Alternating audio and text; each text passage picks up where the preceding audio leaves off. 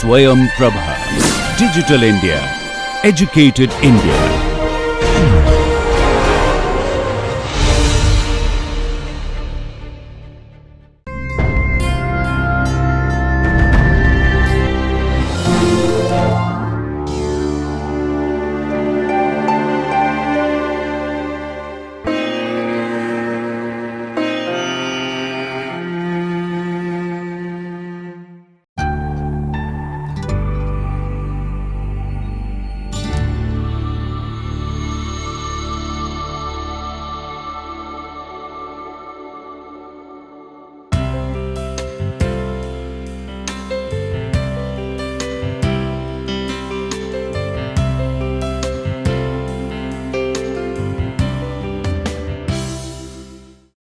Hello everyone, welcome back to my class. Today we will talk about interference with white light, and then we will also talk about displacement of fringes, and in last we will study Fresnel's biprism. Now till now we have dealt with interference experiments where we use coherent light source. Okay. But what will happen if instead of coherent light sources we use white light source? Okay. This we will discuss today. Now, under white light illumination, all the constituent colors will arrive at the center of the screen. Yeah.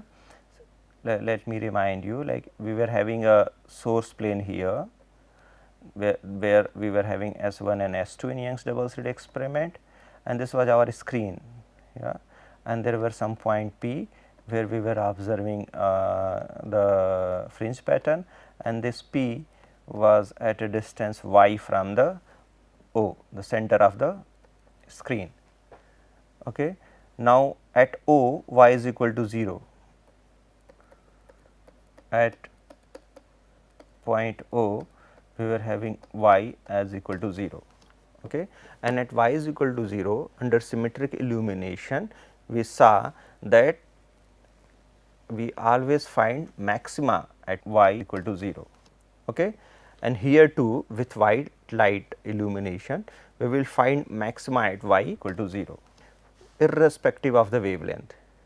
What I mean to say by irrespective of the wavelength is that when we illuminate our sources S1 and S2 with white light, then the maxima for red color will be formed at y is equal to 0, as well as the maxima for blue color will be formed at y is equal to 0, as well as for maxima for yellow color will be formed at y is equal to 0. Since all the light colors are giving maxima conditions at y is equal to 0, they all combine and the resultant color would be white, and this is what is written here. All the constituent colors will arrive at y is equal to 0 in phase, and why they will arrive there in phase at y is equal to 0? Because they have travelled the same optical distance in the medium. Okay, and this is what it is written here, having travelled equal distances from each aperture, okay, because this point O on the screen is symmetrically situated from the two sources. Yeah, this distance is equal to this distance, and therefore the total path difference is 0 at O. Therefore, irrespective of the wavelength, irrespective of the color, we will always find maxima at O.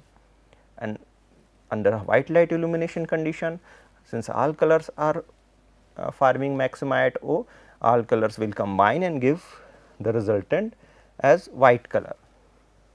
Okay.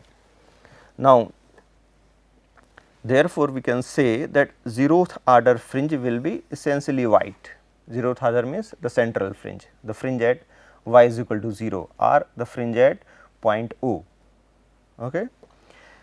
All higher order maxima will show a spread of wavelength. Now, since central maxima is talked about, we will go to the next order of maxima. Now, the next order, for the next order of maxima, which would be away from this point O, which is symmetrically situated. As soon as we go to a point which is asymmetric with respect to the sources S1 and S2, then the criteria of maxima or the position of maxima will be different for different colors. Okay. The criteria of maxima is same, but within the criteria of maxima there is lambda dependence. Since there is wavelength dependence embedded in the criteria of maxima, the maxima for different color will be formed at different positions or different y positions. Okay. There would be, therefore, we will see a spread of wavelength for higher order maxima. Okay. Why? Because the position of maxima is a function of wavelength lambda. Okay. Now, what is the use of white light interferometry? Why to use white light in Young's double slit experiment or in any interferometric experiment? When we perform a interference experiment with a monochromatic source or with a usual coherent source, then what happens is that we usually find, let us talk about Young's double slit experiment. Then in Young's double slit experiment we find straight line fringes, okay, and these fringes are almost indistinguishable. We cannot distinguish one fringe from another. And when we just to measure the fringe width in the experimental setup, we have a cross wire. Okay, there is a micrometer attached in the screen, and there is a eyepiece, and in that eyepiece we have a cross wire, and then all these fringes which are there in the background, we can focus or we can align this cross wire with one of them and then take the reading, and then we go to the next fringe and then take the next reading, and the difference between these two readings give us the fringe width. Okay. But all these fringes are indistinguishable. Okay. They are totally identical to each other. Now, suppose due to some reason the fringes got shifted. Okay. Now, since the fringes got shifted, we must know the amount of shift, because the field of view even after this shift would be identical to the previous one. Okay. Fringes are identical, therefore, even after shift we would not be able to distinguish the field of view. We will not be able to count how many fringes has shifted due to some sudden change. Okay. Then how to get rid of this complex situation? Then white light fringes will help here. Okay. When the setup is illuminated with white light, then colored fringes would be formed, where central is white and higher order fringes are colored. Now, if there is a sudden shift, then we can clearly distinguish the field of view, because the shift in the white light pattern is visible, it is distinguishable, and then just by moving our cross wire with the help of micrometer, we can measure the shift. Okay. And this is used in several ways, which we will discuss in forthcoming slides. Okay. And this is what is written here. White light interferometry is mainly used to determine the position of central fringe in the interference pattern of the monochromatic sources. Okay. In white light fringe, as discussed in the last slide, the central fringe is white, because in the central fringe maxima of all colors coincide. Okay. While the higher order maxima for different colors are formed at different places. Yeah, this is now you see for m is equal to +1, for next order the maxima of blue is forming earlier or before as compared to that for red color. Okay. Therefore, in white light experiment, interference experiment, the central fringe looks white, next order fringe first blue up comes and then green and then red. Okay. Similarly, on the other side the same things is followed, first blue will appear, then green will appear and then red. Okay. Here again blue, green and red. Okay. And as you move away from the center, the separation between different color maxima increases. Okay. But if we move further, then we will again see a white light effulgence, because all this color then start to mix. Okay. Now, we will see one application of Young's double slit experiment. And what is this application? This application is finding the refractive index of a thin film if thickness is known, or alternatively finding the thickness of a thin film once refractive index is known. This is the Young's double slit experiment setup, and in this setup one source, say S1, is covered with a film of thickness T. Okay. This film must be transparent. Okay. We must take a transparent film in here in this experiment, because the ray must pass through this film so as to give us some interference pattern on the screen. Okay. Now, let us read the statement. Let T be the thickness of a thin transparent plate or film introduced in the path of one of the two interference beam as shown in figure 11. In this figure, we are introducing this thin film in path of one of the ray, or we can say that we are covering one of the sources with this thin film, and let n be the refractive index of this film. Okay. Refractive index of this film is n, which is larger than the refractive index of air, of course. Okay. Now, it is seen that light reaching point P from S1 has to traverse a distance T in the film or plate and S1 P minus T in air. Okay. Now, let us see that the source S2 emits a ray which reaches to point P, and then source S1 also emits a ray which is reaching to point P, which is point of observation on the screen. Now, earlier the optical path was S1P, because the setup is kept in air. Therefore, optical path for rays which are emanating from point S1 and reaching to point P is S1P.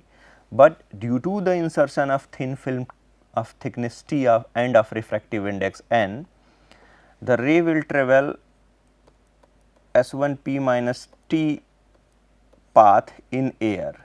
This would be in air, while this path, this thick path would be in film or plate, whatever you say it. Yeah. Okay.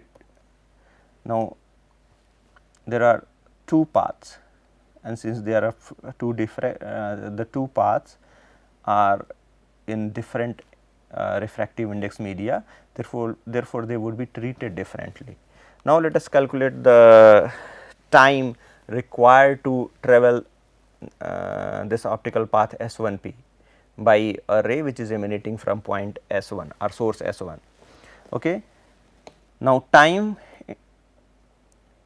which the ray takes in travelling S1P minus T distance is S1P minus T by speed of light in air, which is c. Yeah. This is the time which the ray takes in travelling the air path, but apart from air we have inserted a film of thickness T. Therefore, there would be some extra time, and how to calculate this extra time? Again, thickness of the film by the speed of the light in the film, which here is denoted by V. Okay. V is the speed of light in the film of refractive index n. Okay. Now, we know V is equal to C by n. Okay, we will substitute V by C by n, and where C is the speed of light in air or vacuum and n is the index of refraction of the film, then we can take 1 by C out of the bracket, and this is what we are left with now. Yeah. Equation number 56 gives the expression for time which a ray take in traversing the distance S1P. Okay. Now, we see that had there been no film, then S1P by C would have been the time which the ray must have taken while travelling the path had there been no film. But due to the insertion of the film, this is the extra time which the ray is taking, n1 and n minus 1 into T by C is the extra time which the ray is taking due to insertion of this film, or extra path length travelled by the ray is n1 minus 1 into t. Here this is our extra path length, okay, and this is only due to the insertion of this thin film. Okay. Now, suppose due to insertion of thin film or due to this extra path length, the central maxima now will be shifted. Yeah, it is very much obvious. Central maxima is the position which is symmetrically situated from source S1 and S2, but now this symmetry is lost due to insertion of a film in the path of one of the ray, and to balance this, the central maxima will shift either up or down. Now, it depends upon the relative value of the refractive index of the film. Okay. Now, assume that when the film is introduced, the central fringe is formed at another point, which is O prime. Okay. O prime is different from O. Now, in this particular case, earlier you see that O was here, okay, and then S1 was here, S2 was here, and S1O minus S2O was equal to 0. But now there is a shift, O is shifted here to point O prime. Now, in this case, S1O prime minus S2O prime would be equal to the extra path length. Okay. This can be represented by equation number 57, which says S1O prime plus N1 minus 1 into T extra path is equal to now equal to S2O prime. Okay. Now, under this condition, yeah, this is nothing but this relation S2O prime minus S1O prime is equal to N minus 1 into T. Yeah. Now, the path difference would be equal to the extra path. Okay. Now, once it is done, then we know that S2O prime minus S1O prime is equal to nothing but R2 minus R1 in the calculation of Young's double slit experiment, if you remember. Okay. There R2 minus R1 is equal to small d by capital D into y, and what is y here? O prime. Okay. Therefore, from our knowledge of Young's double slit experiment, we can write S2O prime minus S1O prime is equal to small d by capital D into O prime. Okay. S1O prime minus S2O prime is nothing but R2 minus R1. Yeah. Therefore, we will we can safely substitute for S2O prime minus S1O prime, which is N minus 1 into T. Okay. We substitute it for this, and therefore, N minus 1 into 2 is equal to D by capital D into O prime. What is O prime? O prime is shift in the fringe, shift in the central fringe. Now, let us represent the shift in the central fringe by a symbol delta. Okay. Therefore, O prime or delta is equal to D N minus 1 T by small d. Okay. This delta represents shift in the central fringe due to insertion of a thin film of thickness T and refractive index N. Okay. Now, from equation 16, we can see that if the thickness of the film is known, then the refractive index can be calculated just by observing the shift in the central fringe position, or if the refractive and the index of the thin film is known, then we can calculate the thickness. This is one of the application of Young's double slit experiment, or the interferometric setup. Okay. Therefore, once we know the shift, the thickness of the thin film can be determined, and if white light source is used as a source, the displacement of the central fringe can easily be measured. Yeah, here the white light interference comes handy, and since you know that as soon as we are inserting the fringe, the whole fringe pattern is shifting, but since the things are indistinguishable, the fringes are indistinguishable, we would not be able to discriminate, or we will not be able to measure the shift. How to measure the shift? Also illuminate the setup with a white light. Okay. Once there is a illumination with the white light, and Now, if you insert a thin film, the white light maxima would shift, and using the micrometer and the crosswire we can measure the shift in the white light pattern, and that shift will give the values of O prime or delta, and from here we can calculate things. Yeah. Now, we will move to the next topic, which is about optical reversibility. Okay. And herein we will also establish that a phase changes on reflection. Okay.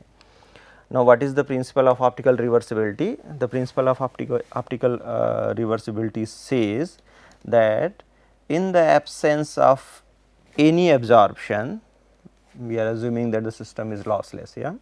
In the absence of any absorption, a light ray will retrace its original path if its direction is reversed. Okay, it is a very simple principle. Okay, it says that if the light ray direction is reversed, then it will retrace its original path in absence of losses or absorption. Okay. Now, to understand it schematically, now suppose we have a interface which is given by this horizontal line, and it is dividing two medium. Above this line the medium has refractive index n1, and below this line the medium has refractive index n2. Now, suppose a ray of light falls on this interface which is separating the two media of refractive indices n1 and n2, and this incident ray has amplitude A. Okay. If when it falls at the interface, a part of the light get reflected and a part gets transmitted. Okay. Now, if it is falling from top to bottom, if it is falling from first medium to the second medium, we assume that amplitude reflection coefficient is R1 and amplitude transmission coefficient is T1. So, in this case the reflected amplitude is given by R1 into A or A into R1, whereas the transmitted amplitude is given as T1 into A or A into T1. Okay, we just multiply the reflection coefficient with the magnitude or amplitude. This gives the final amplitude which is getting transmitted or reflected. Yeah. Just to repeat it once more, a ray of amplitude A is made to incident on an interface. Now, the A into R1 amplitude would be reflected and A into T1 amplitude would be transmitted, where R1 and T1 are amplitude reflection and transmission coefficients respectively. Okay. Now, in this situation we will exercise the principle of optical reversibility and we will see what happens. Let us reverse now the directions of all the rays here. Okay. Now, let us start with this arm and we will reverse the direction of ray which has amplitude now A into R1. Okay. Now, let us represent this arm in new figure, and this A into R1 is the ray which is now travelling again back towards the interface. Okay. And this ray is represented by double arrow. Okay. Now, this ray is falling on the interface, a part will be reflected.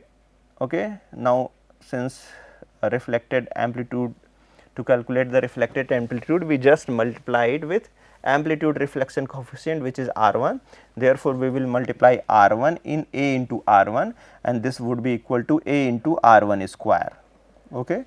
Therefore, the wave of magnitude A R1 after reflection becomes A into R1 square. Okay. But apart from the reflection, a part will also get transmitted.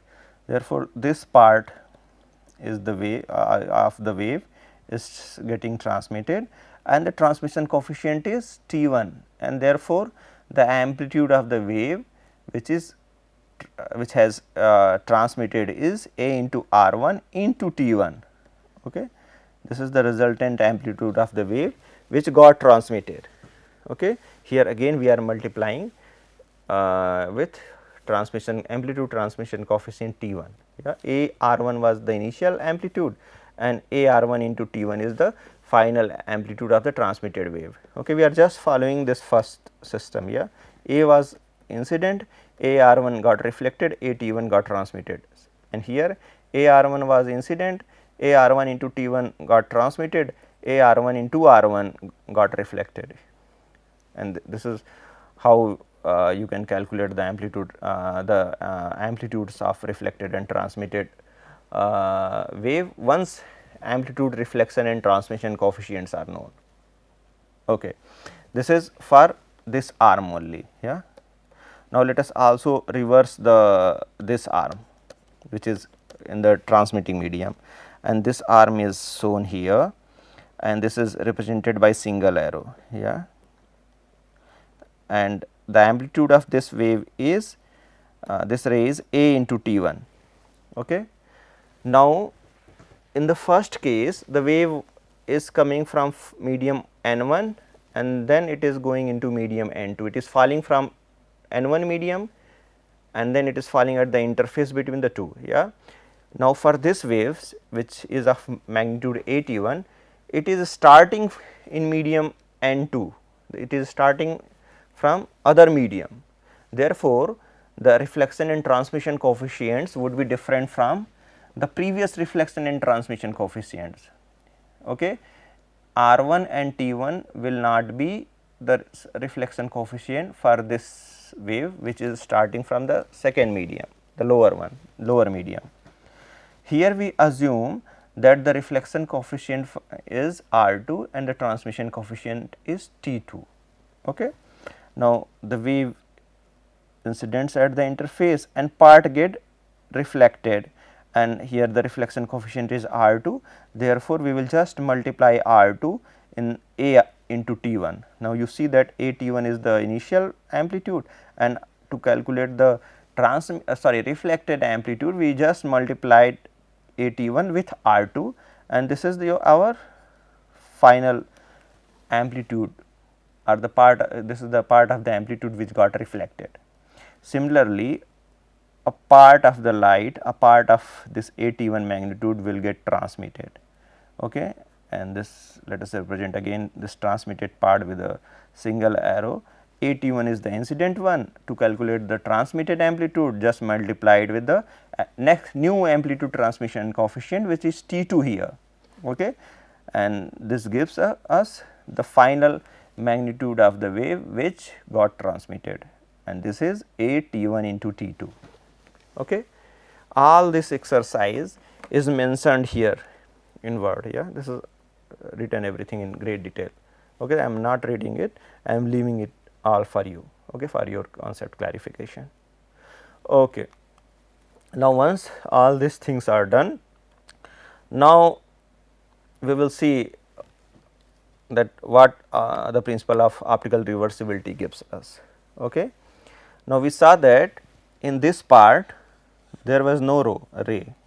Yeah, there was no ray here initially in the first part, but when we reverse the optical path, we saw that there is a ray with some magnitude. But the principle of optical reversibility says that if you reverse the path of the light, it must retrace its original path. Therefore, the sum of amplitudes which we are getting in this arm here, it must be equal to 0. Okay. Similarly, here the ray which was initially incident on the interface has magnitude A, while the ray which we are seeing here, it has magnitude AR1 square plus AT1 T2. Okay. Therefore, this resultant magnitude must be equal to A. Okay. Now, we will write these two conditions and see what is achieved here. Now, according to principle of optical reversibility, this magnitude would be added to this, and these two addition would give us A as per optical reversibility principle. Okay.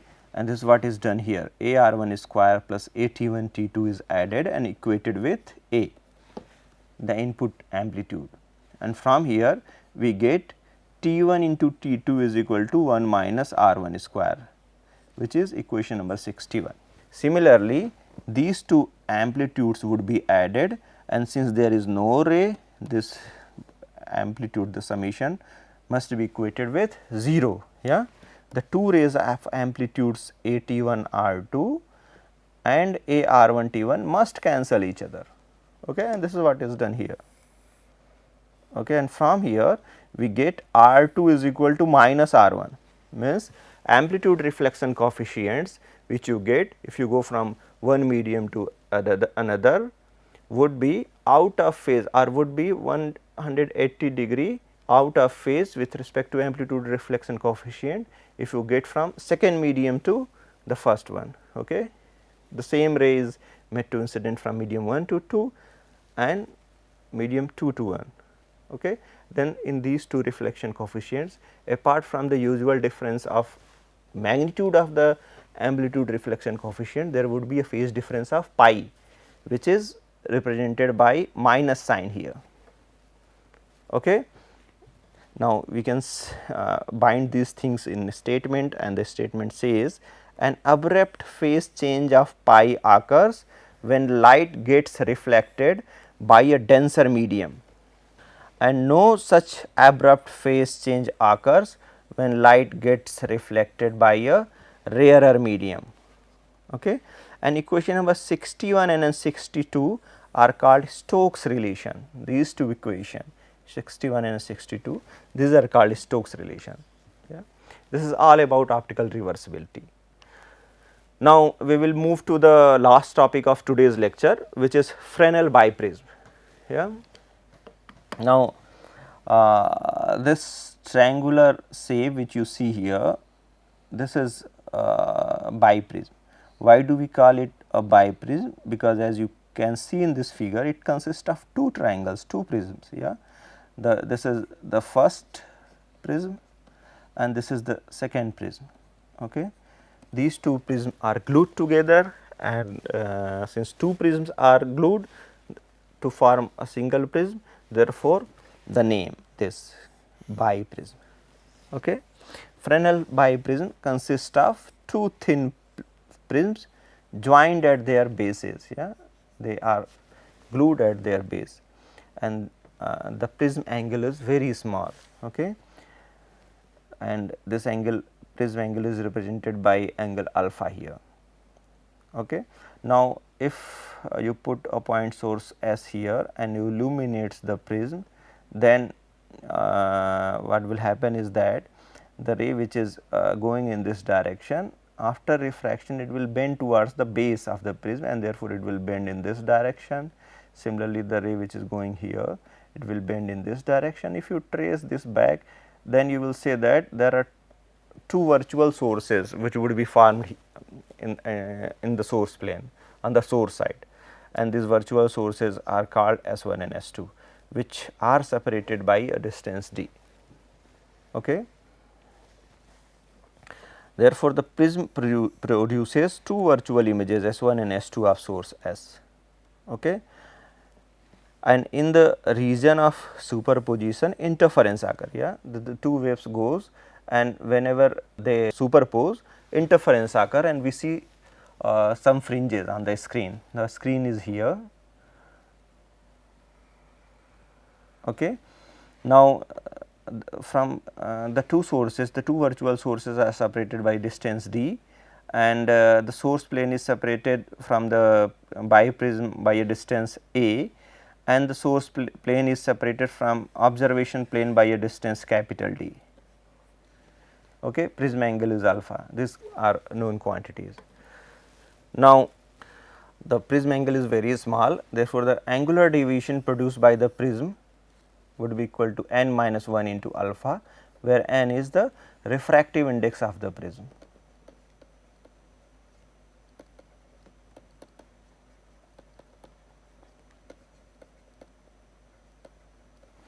Okay. Now, once the the angular expression for angular deviation is known, we can calculate S1 S2, which is the separation between the two virtual sources, which would be equal to 2a into n minus 1 into alpha. Okay. Now, next we will calculate the fringe width. The formula for the fringe width is known, which is capital D by small d into lambda. This is from Young's double slit experiment, and from here we can calculate the wavelength of the light, which is equal to small d into delta y upon capital D. Delta y is nothing but fringe width. Okay. Now, from equation number 54, we can easily see that Fresnel biprism can be used to determine the wavelength of the source. Okay. Now, when the light illuminates slit S, interference fringes can be viewed through the eyepiece. Yeah. Instead of a screen, we put some eyepiece, and then eyepiece collects the light, interference happens, and we see those fringes. Okay. Now, measuring the fringe width, we can determine the wavelength here. This is we know. Now, how to measure the fringe width? In the eyepiece, we have a cross wire, okay, and the micrometer adjustment is associated with the cross wire, and we can move the cross wire in the horizontal plane, and from there we can measure the fringe width. Now, once it is okay to measure the fringe width, but how to measure capital D, because S1 and S2 are the virtual sources, we do not know its position. Therefore, the quantities which are still unknown are small d and capital D. Okay, S1 S2 are the images of the source, and small d is the separation between the two virtual sources, and capital D is the separation between the observation plane and the source plane. Okay. How to find out the correct values of small d and capital D? This is done by placing a convex lens here, okay, and we can move the convex lens in the horizontal plane. Okay.